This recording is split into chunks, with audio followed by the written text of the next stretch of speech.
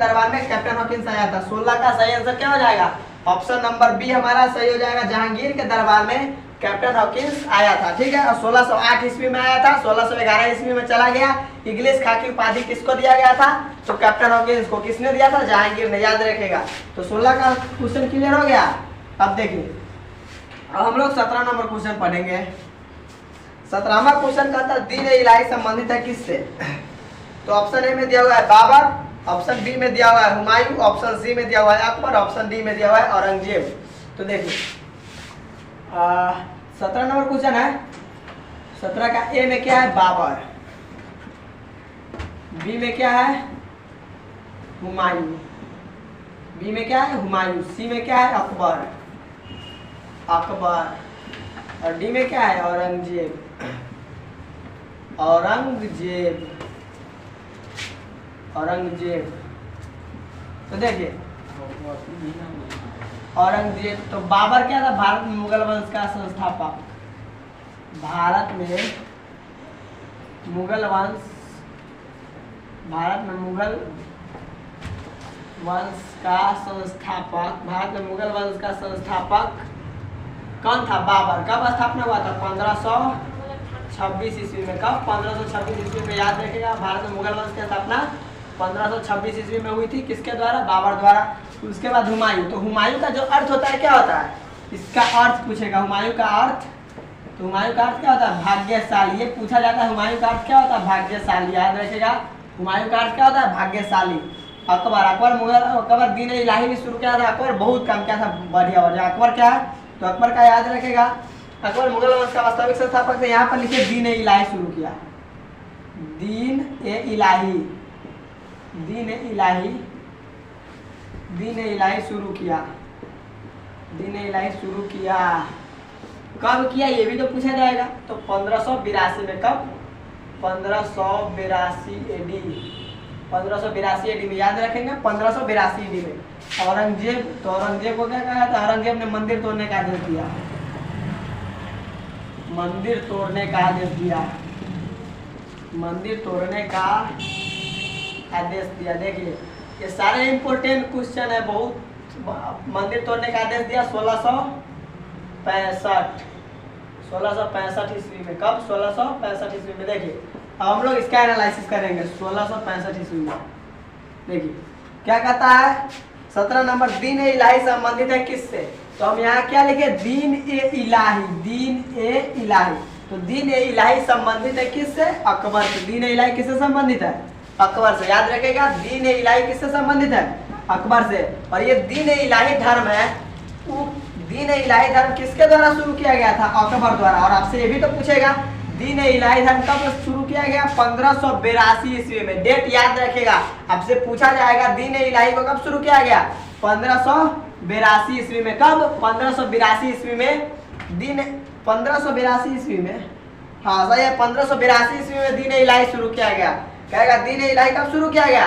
1582 ईस्वी में। आपसे ये बार बार पूछा जाता है दीन ए इलाही किससे संबंधित है? अकबर से। दीन इलाही धर्म को कब शुरू किया गया? 1582 ईस्वी में। और एक और क्वेश्चन इसी से संबंधित पूछेगा, कहेगा दीन इलाही धर्म को स्वीकार करने वाला पहला हिंदू शासक कौन था?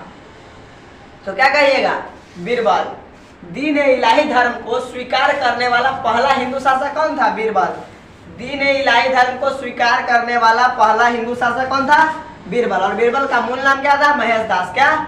महेश दास, याद रखेगा। दीन इलाही धर्म को स्वीकार करने वाला प्रथम हिंदू शासक कौन था? बीरबल। दीन इलाही धर्म को शुरू किसने किया था? अकबर। कौन? अकबर। अकबर ने दीन इलाही धर्म को कब शुरू किया? 1582 ईस्वी में। कब? 1582 ईस्वी में। और कहेगा दीन इलाही धर्म को स्वीकार करने वाला पहला हिंदू शासक बीरबल। याद रखेगा, दीन इलाही धर्म को स्वीकार करने वाला पहला हिंदू शासक कौन? बीरबल। ठीक है। उसके बाद है बाबर। तो याद रखिएगा बाबर कौन था? तो बाबर ने भारत में मुगल वंश का संस्थापक था। बाबर भारत में मुगल वंश का संस्थापक था। कौन? बाबर। और आपसे तो ये भी पूछेगा ना कि बाबर ने भारत में मुगल वंश की स्थापना कब की? तो याद रखिएगा बाबर ने जो भारत में मुगल वंश की स्थापना किया था कब? 1526 ईस्वी में। जब बाबर ने पानीपत की पहली लड़ाई जीता था, तो पानीपत का प्रथम युद्ध कब हुआ था? 21 अप्रैल 1526 को। याद रखेगा पानीपत का प्रथम युद्ध 1526 में हुआ था। उसी युद्ध को जीतने के बाद बाबर ने भारत में मुगल वंश की स्थापना किया। कब? 1526 में। कहेगा मुगल वंश की स्थापना कब हुई थी? 1526 ईस्वी में। कब? 1526 ईस्वी में। और मुगल वंश की स्थापना कौन किया? बाबर। कौन? बाबर। और कहेगा हुमायूं का अर्थ क्या होता है? भाग्यशाली। याद रखिएगा हुमायूं, हुमायूं का अर्थ भाग्यशाली। ये पूछा जाता है हुमायूं का अर्थ क्या होता है? भाग्यशाली।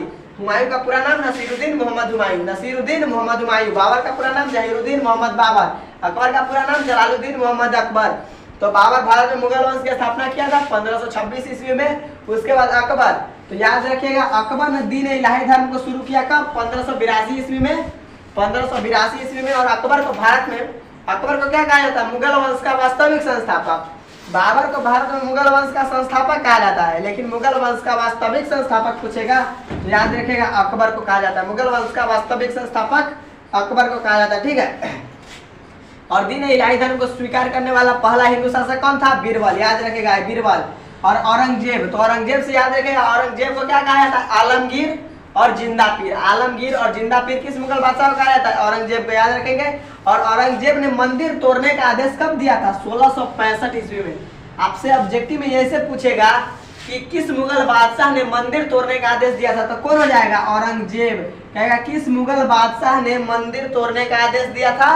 औरंगजेब। और आपसे पूछेगा औरंगजेब ने मंदिर तोड़ने का आदेश कब दिया? 1665 ईस्वी में। कब? 1665 ईस्वी में। याद रखिएगा जो मंदिर तोड़ने का आदेश है, मंदिर तोड़ने का आदेश औरंगजेब ने कब दिया था? 1665 ईस्वी में। कब? 1665 ईस्वी में औरंगजेब ने मंदिर तोड़ने का आदेश दिया। और किस मुगल बादशाह ने मंदिर तोड़ने का आदेश दिया? औरंगजेब। औरंगजेब को क्या कहा जाता है? आलमगीर। आलमगीर एवं जिंदा पीर किस मुगल बादशाह को कहा जाता है? औरंगजेब को। तो 17 नंबर क्वेश्चन कहता है दीन इलाही से संबंधित है किससे? अकबर से, क्योंकि दीन इलाही धर्म अकबर ने शुरू किया था 1582 ईस्वी में। तो किससे हो जाएगा? अकबर से। तो 17 का सही आंसर क्या हो जाएगा? ऑप्शन नंबर सी हमारा सही हो जाएगा। 17 का सही आंसर ऑप्शन नंबर सी सही हो जाएगा, ठीक है। अगले क्वेश्चन पर बढ़े। देखिए 18 नंबर कहता है स्थापत्य कला का सबसे अधिक विकास किसके समय में हुआ? ऑप्शन ए में दिया हुआ है शाहजहां ना, ऑप्शन ए में अकबर, और ऑप्शन बी में जहांगीर, और ऑप्शन सी में शाहजहां, और ऑप्शन डी में क्या है? औरंगजेब। तो 18 नंबर क्वेश्चन क्या कह रहा है हमारा? देखिए स्थापत्य कला का सबसे अधिक विकास किसके समय में हुआ? यही क्वेश्चन है। स्थापत्य कला का सबसे अधिक विकास किसके समय में हुआ? ऑप्शन ए में है अकबर। क्या है? अकबर। याद रखेगा अकबर। बी में क्या है? जहांगीर। क्या हो जाएगा? बी में जहांगीर। सी में क्या है? शाहजहां। शाहजहां। और डी में क्या है? तो डी में हमारा क्या है? औरंगजेब। क्या है? औरंगजेब। औरंगजेब डी में है, ठीक है। तो देखिए क्या कहता है? ऑप्शन ए में है अकबर। तो अकबर के बारे में बहुत अभी बताया। अकबर आए यहाँ पर लिख लीजिए जजिया कर समाप्त किया 1564 में। जजिया कर, ये इम्पोर्टेंट है। जजिया कर समाप्त किया। हर एक जगह हर एक नया चीज सीखेंगे, हर एक ऑप्शन पर हर एक चीज नया सीखेंगे, ठीक ना। एक ही ऑप्शन को बार बार दोहराते हैं। तो क्या अकबर जजिया का समाप्त किया। अकबर ने जजिया का समाप्त किया कब? 1564 में। 1564 ईस्वी में। और कहता है अकबर ने तीर्थ यात्रा का समाप्त किया। कर वाला लिख देते दोनों, तीर्थ यात्रा का समाप्त किया। तीर्थ यात्रा, तीर्थ यात्रा कर, तीर्थ यात्रा कर समाप्त किया। तीर्थ यात्रा कर समाप्त किया कब? तो तीर्थ यात्रा का समाप्त किया 1563 ईस्वी में। कब? 1563 ईस्वी में। उसके बाद है जहांगीर। तो इसके समय में चित्रकला का सबसे अधिक विकास हुआ। चित्रकला का सर्वाधिक विकास। चित्रकला का सर्वाधिक विकास। चित्रकला का सर्वाधिक विकास। चित्रकला का सर्वाधिक विकास। अब है शाहजहां। तो शाहजहां में स्थापत्य कला का सर्वाधिक विकास। स्थापत्य कला, स्थापत्य कला, स्थापत्य कला का सर्वाधिक विकास। स्थापत्य कला का सर्वाधिक विकास। और औरंगजेब ने मंदिर तोड़ने का आदेश दिया। मंदिर तोड़ने का आदेश दिया। मंदिर तोड़ने का आदेश दिया। मंदिर तोड़ने का आदेश। मंदिर तोड़ने का आदेश दिया, मंदिर तोड़ने का आदेश दिया 1665। यहाँ पर लिखते हैं 1665 ईस्वी में, 1665 ईस्वी में औरंगजेब ने मंदिर तोड़ने का आदेश दिया। अब क्वेश्चन को समझिए, क्या कह रहा है, स्थापत्य कला का सबसे अधिक विकास किसके समय में हुआ? तो यहाँ लिखे है ना, स्थापत्य कला का सर्वाधिक विकास, स्थापत्य कला यानी स्थापत्य कला का सर्वाधिक विकास किसके समय में हुआ? शाहजहां के समय में। किसके समय में? शाहजहां के समय में। इसीलिए क्या कहा जाता है, मुगल स्थापत्य कला का स्वर्ण काल, किस मुगल बादशाह के काल को कहा जाता है? शाहजहां के काल को। याद रखिएगा, स्थापत्य कला का सर्वाधिक विकास किसके समय में हुआ? शाहजहां के समय में। स्थापत्य कला का सर्वाधिक विकास किसके समय में हुआ? शाहजहां के समय में स्थापत्य कला का सर्वाधिक विकास हुआ था, इसको याद रखेगा। और क्या है, चित्रकला का सबसे अधिक विकास, चित्रकला का, ये स्थापत्य कला का, उसके बाद चित्रकला का सबसे अधिक विकास जहांगीर के समय में हुआ था। किसके समय में? जहांगीर के समय में। क्या कर रहा है, चित्रकला का सबसे अधिक विकास किसके समय में हुआ? जहांगीर के समय में। याद रखिएगा, जहांगीर के समय में चित्रकला का सबसे अधिक विकास हुआ था। किसके समय में? जहांगीर के समय में। याद रखिएगा, उसके बाद अकबर, तो अकबर यहाँ पर अकबर से क्या समय? दीन इलाही संबंधित है, ये शुरू किया था दीन इलाही 1582 में। और यहाँ जजिया कर समाप्त किया था 1564 ईस्वी में। और जजिया कर क्या था? तो गैर मुसलमानों से लिया जाने वाला कर जजिया कर कहलाता था। याद रखिएगा, जजिया कर क्या था? जजिया कर गैर मुसलमानों से लिया जाने वाला कर क्या था? जजिया कर। और आपसे ये भी तो पूछेगा ना, जजिया कर सबसे पहले भारत में किसने लाया था?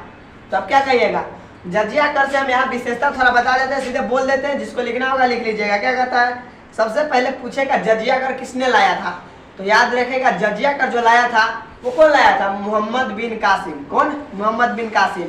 तो आपसे ये भी ना पूछेगा, जजिया कर मोहम्मद बिन कासिम ने कब लाया था? तो याद रखेगा, जजिया कर मोहम्मद बिन कासिम ने कब लाया था? 712 ईस्वी में। कब? 712 ईस्वी में। और 712 ईस्वी में ही भारत में पहली बार मुस्लिम आक्रमण हुआ था। आपसे ऐसे भी पूछेगा, भारत में पहला मुस्लिम आक्रमण कब हुआ? 712 ईस्वी में। कब? 712 ईस्वी में। याद रखेगा, भारत में पहला मुस्लिम आक्रमण कब हुआ था? 712 ईस्वी में। और 712 ईस्वी में भारत में पहला मुस्लिम आक्रमण किसके द्वारा हुआ था? तो याद रखेगा, मोहम्मद बिन कासिम द्वारा, MBK यानी मोहम्मद बिन कासिम द्वारा भारत में पहला मुस्लिम आक्रमण हुआ था। कब? 712 ईस्वी में। किसके द्वारा? मोहम्मद बिन कासिम द्वारा। और कहेगा जजिया कर किसने लाया था? तो जजिया कर मोहम्मद बिन कासिम ने ही लाया था। 712 ईस्वी में जजिया कर को लाया था कौन? मोहम्मद बिन कासिम। याद रखेगा, जजिया कर किसके द्वारा लाया गया? मोहम्मद बिन कासिम द्वारा। तो मोहम्मद बिन कासिम जो जजिया कर लाया था ना, उसमें 5 व्यक्ति को छूट दिया गया था। 5 व्यक्ति को छूट दिया गया था। कौन कौन जजिया कर नहीं देगा? छूट देने का मतलब क्या हो गया? मतलब किससे नहीं लिया जाता था जजिया कर? तो जजिया कर 5 व्यक्तियों से नहीं लिया जाता था। 5 कौन कौन था? तो सबसे पहले तो हो जाएगा कौन? महिला, बच्चे, बूढ़े। महिला, बच्चे, बूढ़े 3 हो गए। उसके बाद जो क्या कहते हैं, दिव्यांग मतलब विकलांग को छूट दिया गया था। और 5वां ब्राह्मण को। क्या क्या हो जाएगा? महिला, बच्चे, बूढ़े। बच्चे तो कमा नहीं सकते, बूढ़े भी नहीं कमा सकते। और महिला से भी जजिया कर नहीं लिया जाता था। उसके बाद विकलांग, तो विकलांग से जजिया कर लिया जाएगा नहीं ना? विकलांग को तो अपने दूसरे से मांगता है, तो विकलांग से जजिया कर नहीं लिया जाता था। उसके बाद ब्राह्मण, यानी ब्राह्मण जो पंडित जी है उससे जजिया कर नहीं लिया जाता था। ब्राह्मणों से जजिया कर नहीं लिया जाता था मोहम्मद बिन कासिम के समय में। मोहम्मद बिन कासिम जो जजिया कर लाया था उसमें 5 प्रकार के छूट था। किसको किसको? तो महिला को, बच्चा को एवं बूढ़ा को। उसके बाद क्या हो जाएगा? ब्राह्मण को। उसके बाद दिव्यांग यानी विकलांग को छूट दिया गया था। और जजिया कर किसके द्वारा लाया गया? मोहम्मद बिन कासिम द्वारा। याद रखेगा, जजिया कर मोहम्मद बिन कासिम द्वारा लाया गया था। और आपसे ये पूछेगा कि ब्राह्मणों पर जजिया कर, वहाँ 5 को के छूट दिया गया था, ब्राह्मण को भी छूट दिया गया था। याद रखेगा, इससे रिलेटिव क्वेश्चन आएगा आगे, उसीलिए बोल दिए थे किसको किसको छूट दिया गया था। महिला को, बच्चे को, बूढ़े को, उसके बाद विकलांग को और ब्राह्मण को। याद रखेगा। तो बाद में क्या हुआ, जब फिरोज शाह तुगलक आया। कौन? फिरोज शाह तुगलक। तो फिरोज शाह तुगलक ने ब्राह्मणों पर जजिया कर लगा दिया। वो क्या, ब्राह्मण का है बचल है? ब्राह्मण तो कमाता है, सही बात है, पंडित जी से कमाता था, तो उससे जजिया कर क्या नहीं लिया जाएगा? तो ब्राह्मणों पर जजिया कर लगाने वाला शासक कौन था? फिरोज शाह तुगलक। याद रखेगा, ब्राह्मणों पर जजिया कर लगाने वाला शासक कौन था? फिरोज शाह तुगलक। याद रखेगा, ब्राह्मणों पर जजिया कर लगाने वाला शासक कौन? फिरोज शाह तुगलक। मोहम्मद बिन कासिम जजिया कर लाया था 712 ईस्वी में, जब भारत में पहला मुस्लिम आक्रमण हुआ था। किसके द्वारा? मोहम्मद बिन कासिम द्वारा। याद रखेगा इस सारे क्वेश्चन को। और मोहम्मद बिन कासिम द्वारा ही जजिया कर लाया गया था, जिसमें 5 प्रकार के छूट थे। किसको किसको? तो महिला को, बच्चे को, बूढ़े को, उसके बाद विकलांग को और ब्राह्मण को। और ब्राह्मण पर जो जजिया कर लगाया था फिरोज शाह तुगलक ने, तो फिरोज शाह तुगलक जब आया तो वो ब्राह्मणों पर जजिया कर लगा दिया। तो यही पूछेगा कि ब्राह्मणों पर जजिया कर लगाने वाला शासक कौन था? फिरोज शाह तुगलक, यानी FST। फिरोज शाह तुगलक ने ब्राह्मणों पर जजिया कर लगा दिया। ठीक है, याद रखेगा। और कहेगा जजिया कर को समाप्त कौन किया था? तो अकबर ने। अकबर ने जजिया कर को 1564 ईस्वी में समाप्त किया। तो यही क्वेश्चन लिख दिए जजिया कर से संबंधित, हर एक जगह नया चीज सीखिए। जजिया कर समाप्त कब किया था? अकबर ने। कौन किया था? अकबर। तो कब किया था? 1564 ईस्वी में। तो आपसे पूछेगा ना, अकबर ने जजिया कर को कब समाप्त किया? 1564 ईस्वी में। कब?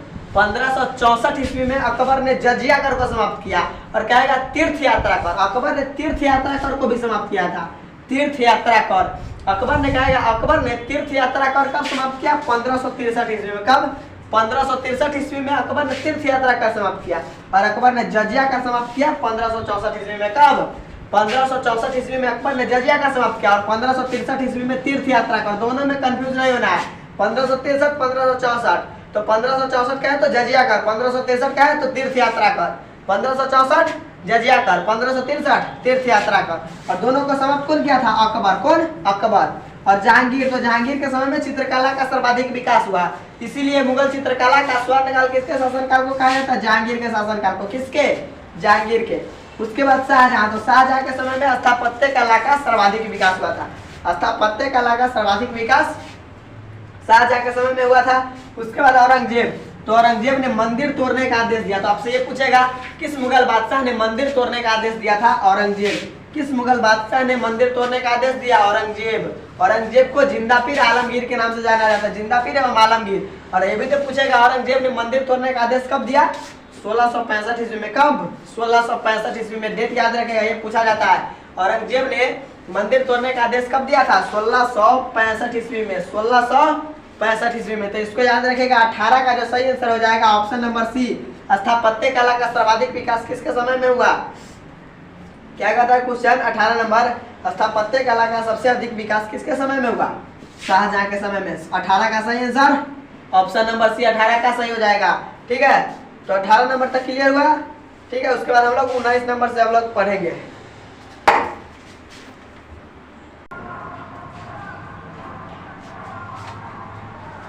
अब देखिए 19 नंबर क्वेश्चन क्या कहता है हमारा? भारत का अंतिम मुगल शासक कौन था? 19 के क्वेश्चन कहता है भारत का अंतिम मुगल शासक कौन था? ऑप्शन ए में दिया हुआ है शाहजहां, ऑप्शन बी में दिया हुआ है मोहम्मद शाह, और ऑप्शन सी में औरंगजेब, और ऑप्शन डी में बहादुर शाह जफर। तो सबसे पहले हम लोग ऑप्शन को लिखेंगे।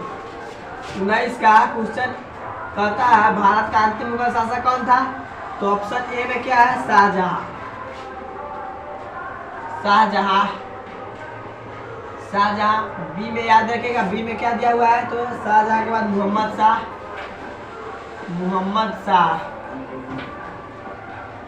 मोहम्मद शाह। सी में जो है, सी में औरंगजेब है। सी में क्या है? औरंगजेब। औरंगजेब क्या है? औरंगजेब, याद रखेगा। और डी में है बहादुर शाह जफर,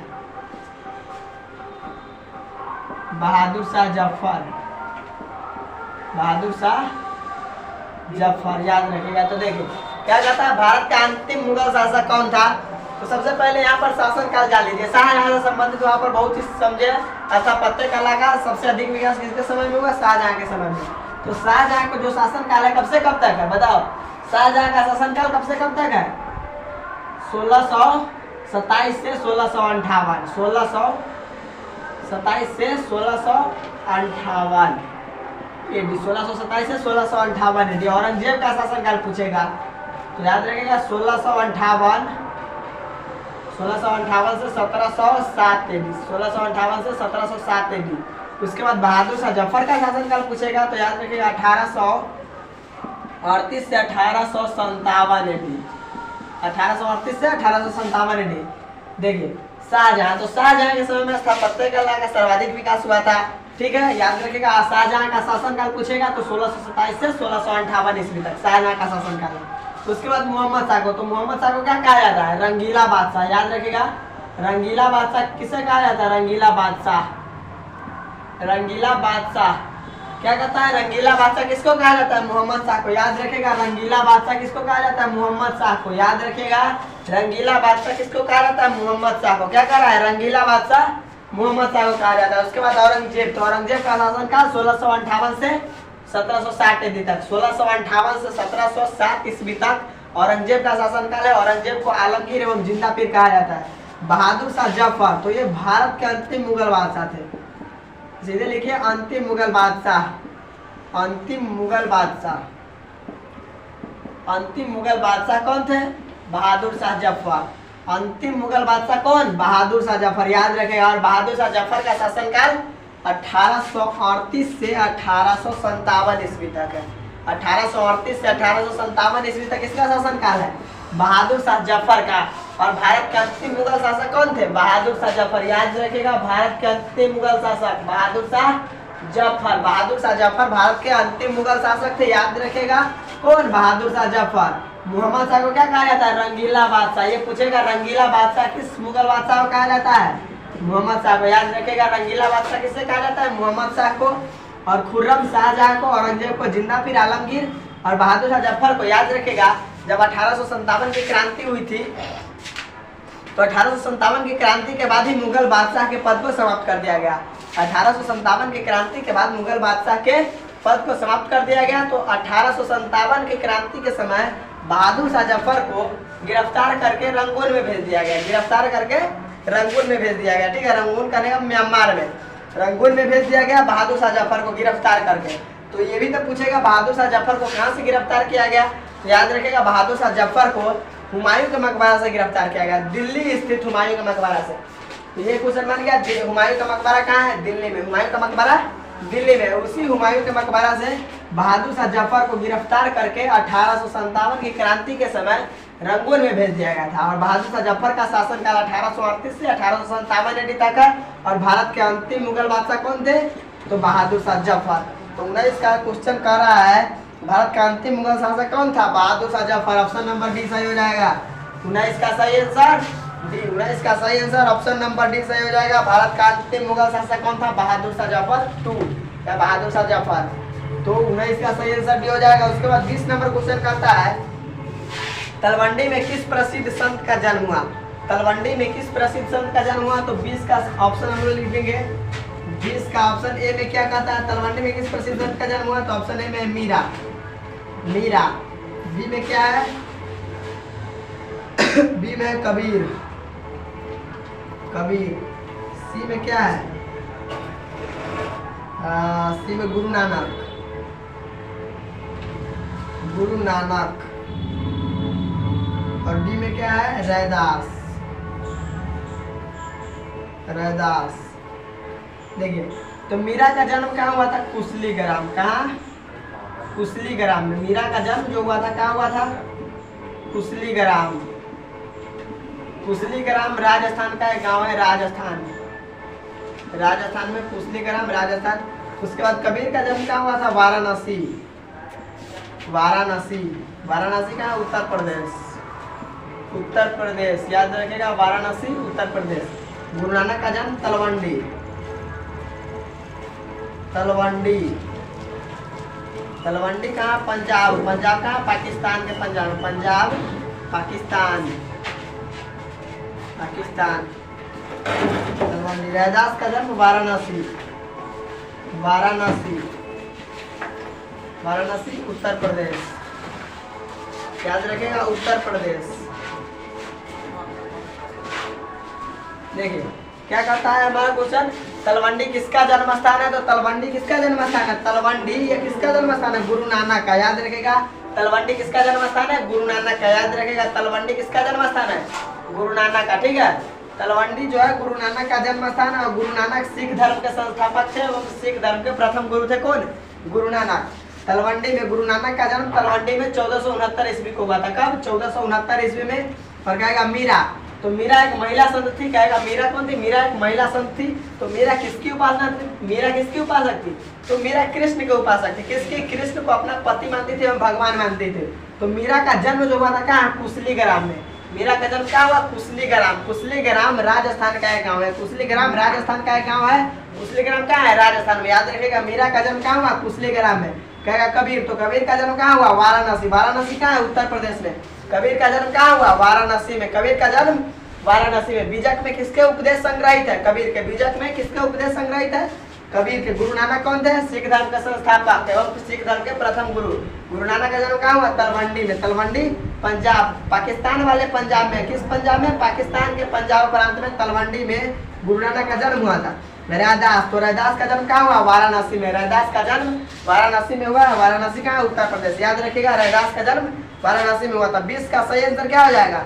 क्या कहता है? तलवंडी में किस प्रसिद्ध संत का जन्म हुआ?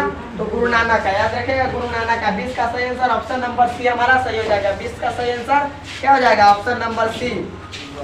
अब देखिए अकबर का संरक्षक कौन था? अकबर का संरक्षक 21 नंबर क्वेश्चन कहता है अकबर का संरक्षक कौन था? तो याद रखिएगा अकबर का संरक्षक कौन था? बैरम खां। कौन? बैरम खां। ऑप्शन ए में दिया हुआ है बैरम खां। तो 21 का सही आंसर जो हो जाएगा 21 का सही आंसर क्या हो जाएगा? क्या हो जाएगा? ए। अकबर का संरक्षक कौन था? बैरम खां।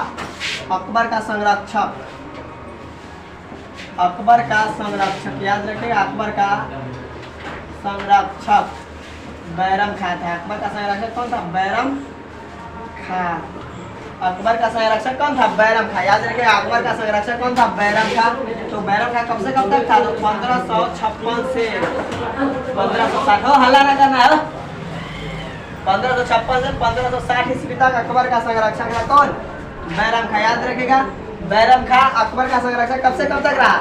1556 ईस्वी से लेकर 1560 ईस्वी तक, लगभग 4 साल तक अकबर का संरक्षक था कौन? बैरम खां। याद रखिएगा। तो वही क्वेश्चन कहता है 21 का अकबर का संरक्षक कौन था? बैरम खां। ऑप्शन नंबर ए हमारा सही हो जाएगा। 21 का सही आंसर क्या हो जाएगा? ए।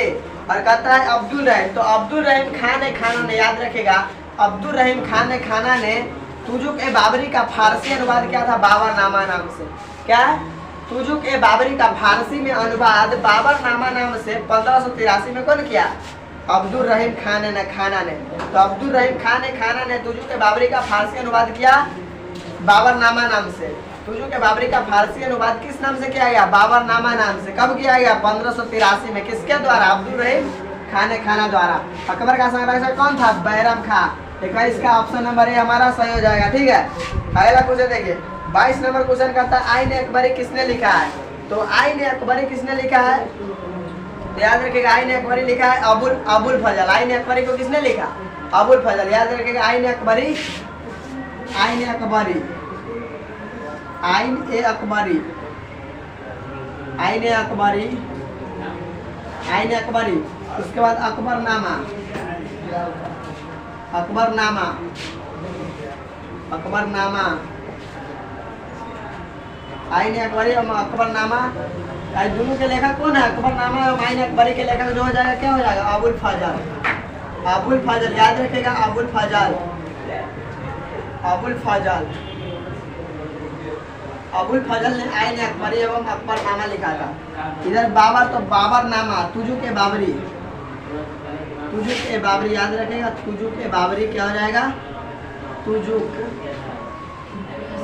ए बाबरी, तुजुक ए बाबरी। तुजुक ए बाबरी के लेखक कौन है? बाबर। तुजुक ए बाबरी के लेखक कौन है? बाबर। याद रखेगा तुजुक ए बाबरी के लेखक कौन है? बाबर।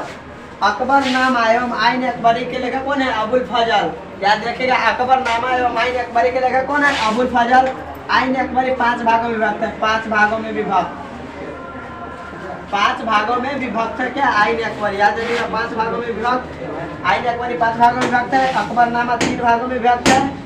ओ विकेट चाहिए, 3 भागों में विभक्त, 3 भागों में विभक्त, 3 भागों में विभक्त है। कौन? अकबरनामा।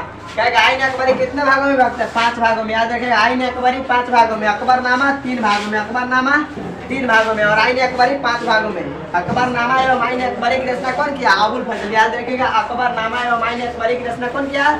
अबुल फजल। तुजुक ए बाबरी, तो तुजुक ए बाबरी के लेखक कौन है? यानी तुजुक ए बाबरी की रचना कौन किया था? बाबर। और बाबर भारत में मुगल वंश का स्थापना किया था। मुगल वंश का संस्थापक कौन था? बाबर। और बाबर ने कौन सा पुस्तक लिखा? तुजुक ए बाबरी। तुजुक ए बाबरी किस भाषा में लिखा गया था? तुर्की भाषा में। याद रखिएगा ये पूछा जाता है तुजुक ए बाबरी किस भाषा में? तुर्की भाषा में, तुर्की भाषा, तुर्की भाषा है। तुजू के बाबरी का भाषा क्या है? तुर्की भाषा में तुजू के बाबरी लिखा गया था तुर्की भाषा में, और इसी का फारसी में अनुवाद, तुजू के बाबरी का फारसी भाषा में जो अनुवाद किया था अब्दुल रहीम खान खाना ने। कौन? अब्दुल रहीम खान खाना ने तुजू के बाबरी का फारसी भाषा में अनुवाद किया था 1585 ईस्वी में। कब? 1583 में, 85 में याद रखिएगा, 1583 में तुजू के बाबरी का फारसी में अनुवाद किया था। कौन? अब्दुल रहीम खान खाना ने। तो कहेगा तुजू के बाबरी का फारसी अनुवाद, फारसी अनुवाद, फारसी अनुवाद, तुजू के बाबरी का फारसी अनुवाद किस नाम से हुआ? बाबरनामा नाम से। याद रखेगा, बाबरनामा, बाबरनामा नाम से, बाबरनामा नाम से 1583 ईस्वी में तुजू के बाबरी का फारसी अनुवाद किया था। कौन? अब्दुल रहीम खान खाना। ठीक है, याद रखेगा। तो क्या हो जाएगा? आइन अकबरी के लेखक कौन है? अबुल फजल। तो क्या कहता है? आइन अकबरी के लेखक अबुल फजल है। 22 का ऑप्शन नंबर सी सही हो जाएगा। 22 का क्या हो जाएगा? सी। याद रखेगा, 22 का सही आंसर सी हो जाएगा। तुजू के बाबरी के जाके कहते हैं आइन अकबरी के लेखक कौन है? अबुल फजल। तो 22 का सही आंसर ऑप्शन नंबर सी हो जाएगा। तो ठीक है, 22 नंबर तक क्लियर हो गया। तो आज रहने दीजिए, उसके बाद हम लोग कल पढ़ेंगे 23 नंबर क्वेश्चन। ठीक है।